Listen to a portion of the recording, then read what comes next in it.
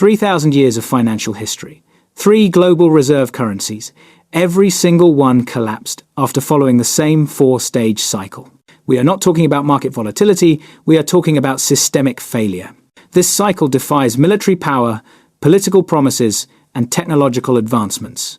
It is purely economic, it is structural, and the US dollar, the pillar we have relied on for 80 years, is deep in the final countdown. Look at the data. The US dollar index just hit 98.96, a 5-week low. It is down 7% year to date. This is not just a number, it is the sound of the engine seizing. It is a flashing red alarm. Now, look at silver. It has doubled this year, up an astonishing 84% in 11 months. From $28.92 in January to $58.62 in December. This is not a bull market. It is a warning.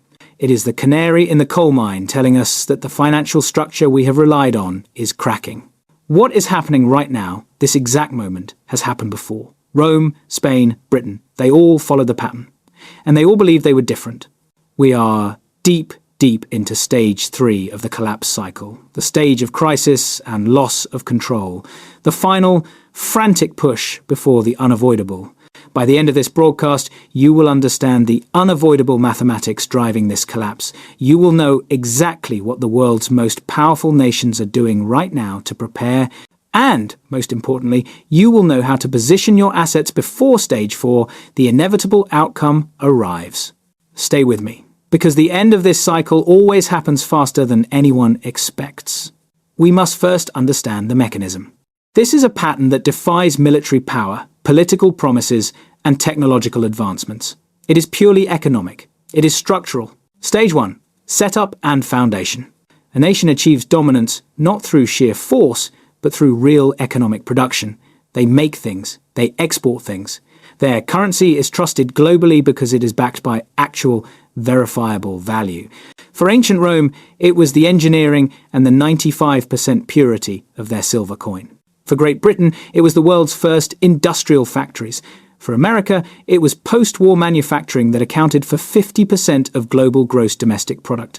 Trust is absolute. The foundation is solid. Stage 2. Expansion and debasement. Here is where the decay begins. The dominant nation discovers a seductive secret.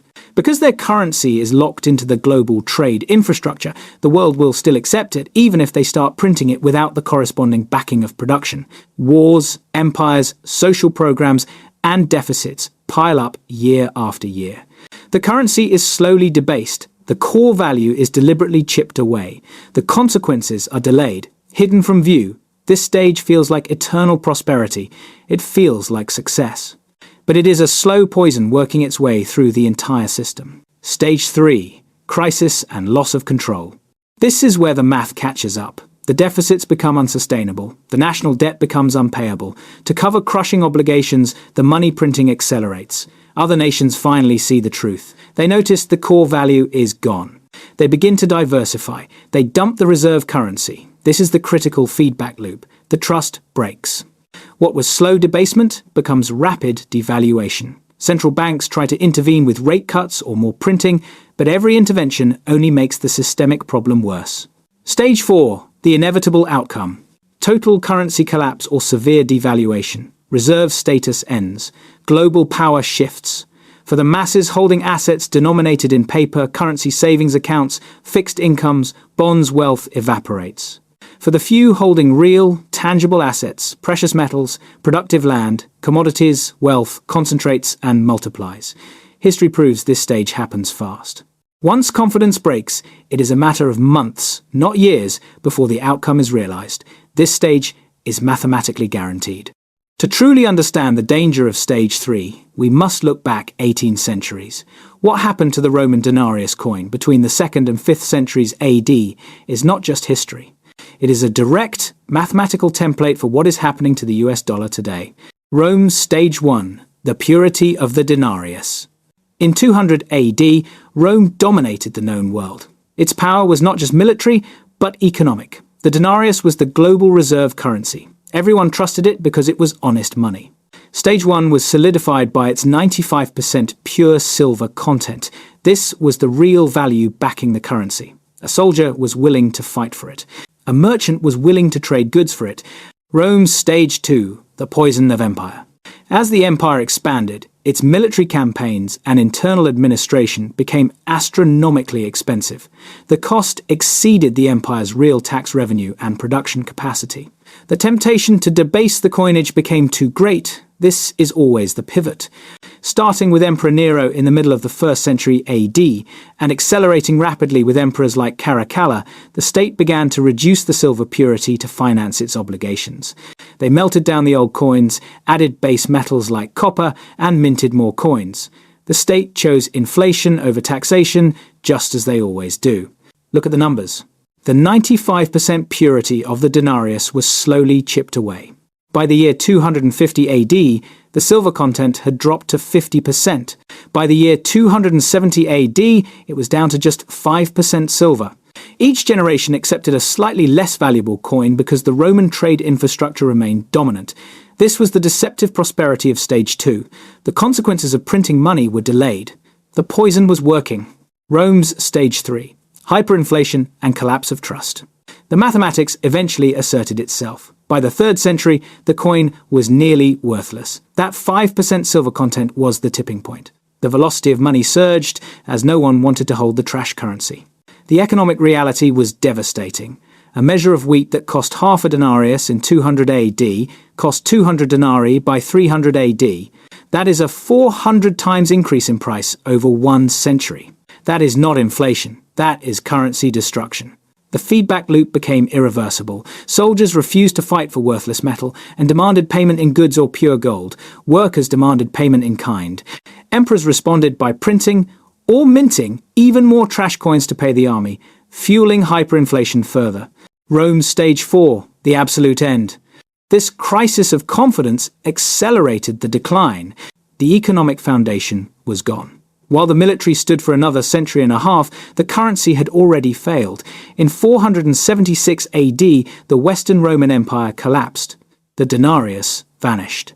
Europe descended into a barter economy for 300 years. The reserve currency of the ancient world was extinguished by its own financial irresponsibility. The lesson is absolute.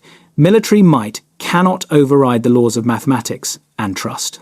The Roman collapse was a warning. The subsequent failures of the Spanish real and the British pound sterling prove that the 4-stage pattern is not tied to ancient empires. It is tied to financial morality and the iron laws of economics. The Spanish real production fraud. In the 16th century, Spain discovered the New World. Mountains of gold and silver poured into Seville. The Spanish real became the global reserve currency. Spain was the superpower, the empire where the sun never set. But here is the critical distinction. Spain became rich not through productive industry, but through extraction. They imported everything, buying all goods and services with New World silver. The money flowed out faster than it flowed in, enriching their trading partners, the nations who were actually making things. This was a classic Stage 2 trap. Spain substituted real production with monetary extraction. They were addicted to the easy money. By the 17th century, the math caught up. Spain was importing inflation and exporting its wealth. Prices in Castile increased by 400% in 1 century. While other European nations, like the Dutch and the English, were building productive manufacturing and farming economies, Spain was relying on a paper stream of metal. The crisis of Stage 3 hit hard. Spain devalued its currency multiple times and defaulted on its debts. Record keeping shows 7 defaults in 70 years. Once the gold and silver influx slowed, the underlying weakness, the lack of real industry, was exposed. By the mid-17th century, the real was worthless outside Spanish territories. Amsterdam and London became the new financial centres. Spain's golden age was over, extinguished by a reliance on financial flow rather than economic substance. The British pound, sterling, the debt anchor. 2 centuries later, the British pound sterling ruled the world. Britain was the first to industrialise, dominating global manufacturing. The pound, backed by gold, enjoyed absolute trust. This was Stage 1, perfected. The pivot to Stage 2 was triggered by war. World War I forced Britain to suspend the gold standard and finance the massive conflict through borrowing and money printing. The seductive secret unlocked again. The numbers are staggering. Britain's national debt, which was £650 million in 1914, exploded to £7.4 billion by 1919. That is a 10-fold increase in 5 years. Britain attempted a desperate return to the gold standard in the 1920s, but the money supply had expanded too much and the debt was crushing. Meanwhile, the United States had emerged as the true industrial giant, the real creditor, the real producer. The pressure became unbearable. In 1931, Britain abandoned the gold standard entirely. The pound devalued by 25% overnight. Panic ensued. Other nations dumped their pound sterling reserves. The sterling bloc crumbled. Stage 4 was officially recognized in 1944 at the Bretton Woods Agreement, which declared the US dollar the new global reserve currency, convertible to gold. The pound sterling, which once ruled a quarter of the Earth's surface, was relegated to a regional currency. Same pattern, different century, different military strength.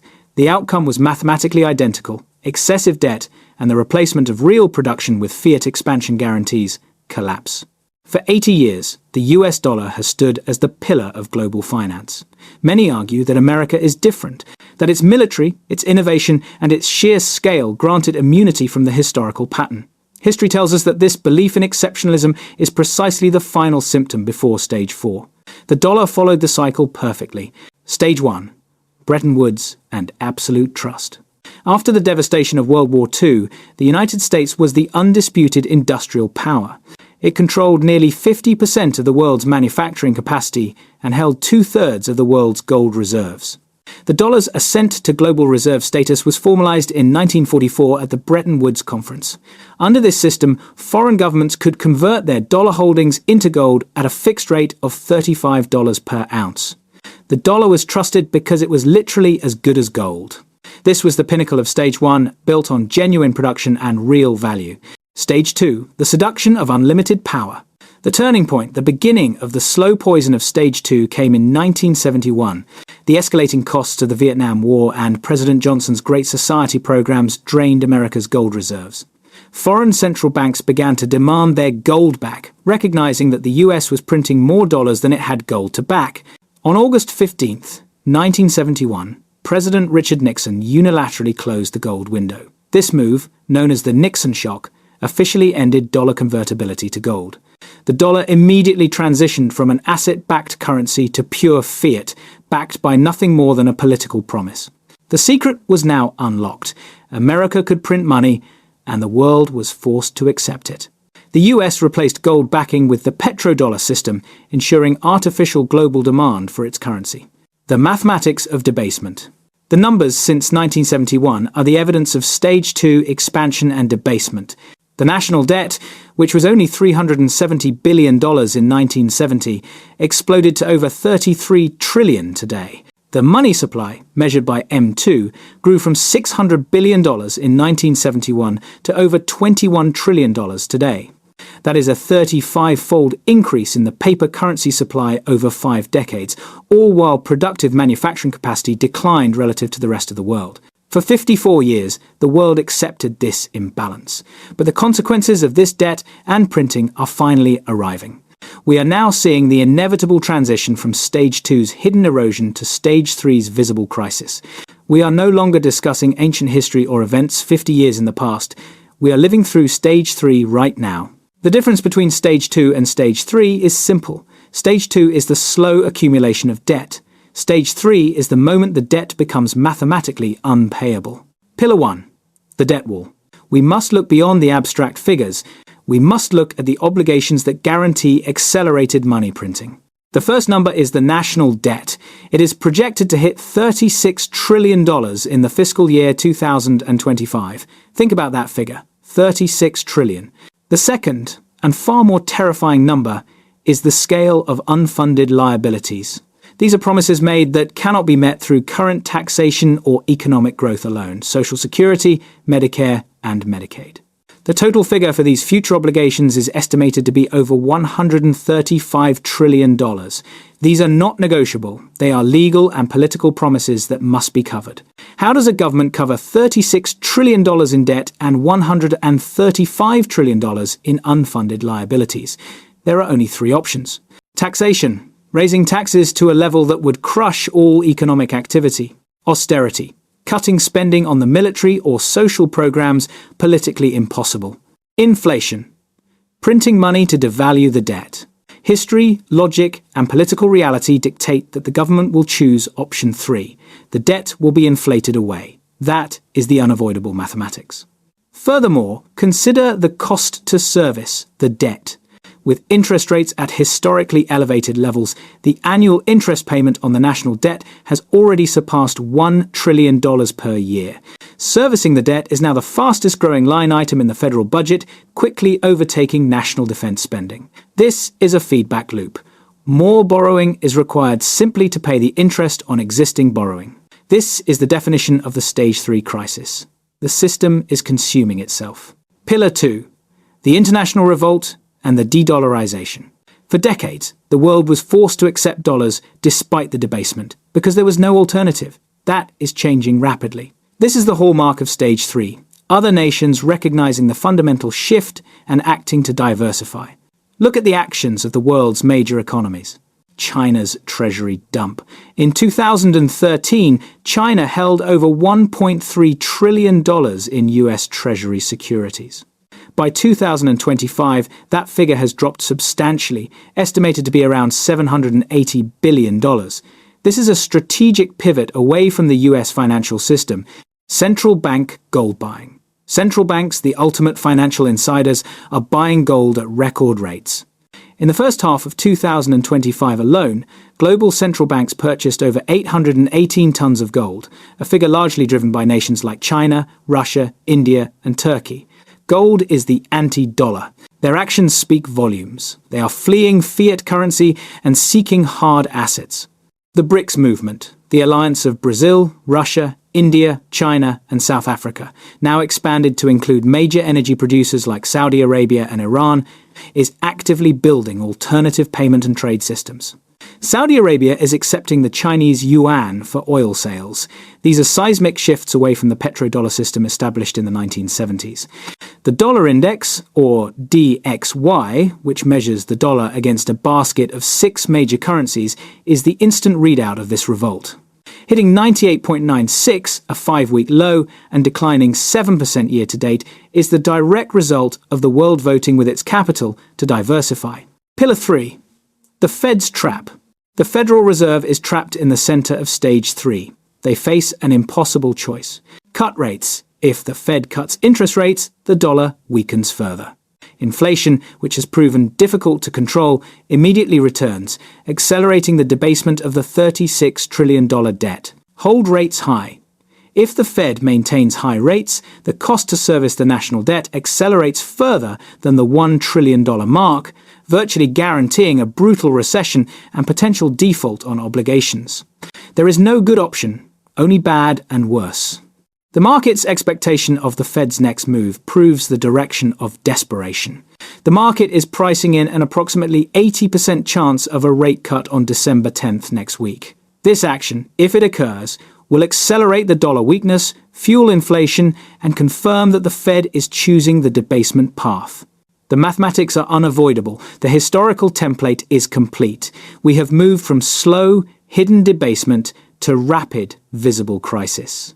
If the plunging dollar index is the sound of the engine seizing, then the explosive rise of silver is the blinding flash of the warning light. Every historical currency crisis, from the Roman denarius to the British pound, was preceded by a flight to tangible assets, and today, silver is ringing the loudest alarm. The two drivers of silver's surge. The price of silver is being driven by a confluence of two powerful, independent forces, one industrial and one monetary, that guarantee sustained appreciation as Stage 3 accelerates. A. The industrial demand crisis. Silver is not just a monetary metal. It is essential for modern, high-growth technology. This industrial utility ensures that, unlike gold, silver has a demand floor that is constantly rising with global innovation. Consider the 5 major industrial uses driving demand: solar panels, electric vehicles, AI data centers, and nuclear reactors. Silver paste is critical for photovoltaic cells. Silver is crucial for complex wiring in EVs. The explosion in artificial intelligence requires vast, sophisticated data centers, all utilizing silver in their components. The statistics are clear. The world is facing an acute supply deficit. We are in the 5th consecutive year of supply deficit, meaning the world is consuming more physical silver than is being mined and recycled. Mine production is declining, while industrial demand surges. This guarantees that prices must rise to balance the equation. B. The monetary panic. This is the key connection to the four-stage cycle. When confidence breaks in fiat currency, investors and central banks always pivot to tangible, historically proven money, gold and silver. The data confirms this panic. ETF inflows, silver-backed exchange-traded funds, have seen massive inflows, adding 200 tons in a single day, reaching the highest investment level since 2022. This demonstrates institutional money fleeing paper assets. Physical disappearance. Inventories in major global hubs, such as the Shanghai Silver Exchange, are at decade lows. This indicates that physical metal is being rapidly taken off the market and stored by private individuals and financial entities who anticipate currency destruction. The gold to silver ratio. Historically, the ratio of the price of gold to the price of silver narrows sharply during currency crises. This is because silver is a smaller, more volatile market. When the public finally recognizes inflation, silver moves faster and more violently than gold. The historical precedent for a silver breakout. This is not speculation, it is history repeating itself. During the last major currency crisis scare, from 2008 to 2011, silver climbed from $9 per ounce to over $50 per ounce. That was a 450% gain in 3 years. Today, silver has already broken out, climbing from $28.92 in January to $58.62 in December, an 84% gain in just 11 months. Analysts are now calling for $60 short-term and $75 by mid-2026. The most aggressive, yet historically grounded projections call for a price of $100 or higher as Stage 4 approaches. The silver breakout is definitive proof that the world's smartest money is recognizing the unavoidable mathematics of the dollar's Stage 3 crisis. The flight from paper has begun. We must be clear. Predicting the exact date of Stage 4 is impossible, but understanding its mechanics is essential. Stage 4 is not the US collapsing into chaos. It is the dollar losing its reserve currency status, triggering a massive, irreversible wealth transfer within the American economy. This process will likely unfold within this decade, certainly within 2. The return of real inflation. The first and most direct consequence of losing reserve status is the loss of the dollar's exorbitant privilege, the ability to export its inflation. When the world no longer needs dollars for oil and trade, those trillions of dollars held overseas will rapidly return home. This repatriated liquidity will collide with the Fed's debt monetization, creating a spiral of inflation unseen since the 1970s. We are not talking about the Federal Reserve's target 2%. We are talking about real inflation, sustained year over year at 10%, 20%, or possibly higher. This is the state's mechanism for defaulting on the $36 trillion debt without calling it a default. The end of cheap financing. When the dollar loses confidence, its value drops, and no foreign lender will finance the US government at near zero rates anymore. Interest rates will spike sharply. The government will be forced to pay significantly higher interest on its debt, diverting even more of the national budget away from essential services. Austerity will become forced, not chosen. The standard of living for every American holding paper or fixed income will decline. Every individual on fixed savings, every retiree dependent on a fixed pension will be devastated by the loss of purchasing power. The social contract will be broken by the mathematics of debt. The great wealth transfer. The core truth of Stage 4 is that wealth does not disappear, it transfers. This is the pattern observed every single time. Rome, Spain, and Britain. The losers, those holding paper-denominated assets, bank savings, corporate bonds, fixed income pensions, and dollars. Their wealth is consumed by inflation. The winners, those holding real assets that retain value regardless of the currency they are priced in. Physical gold, physical silver, commodities, productive farmland, energy infrastructure, and water rights. When confidence breaks, the transfer is swift and brutal.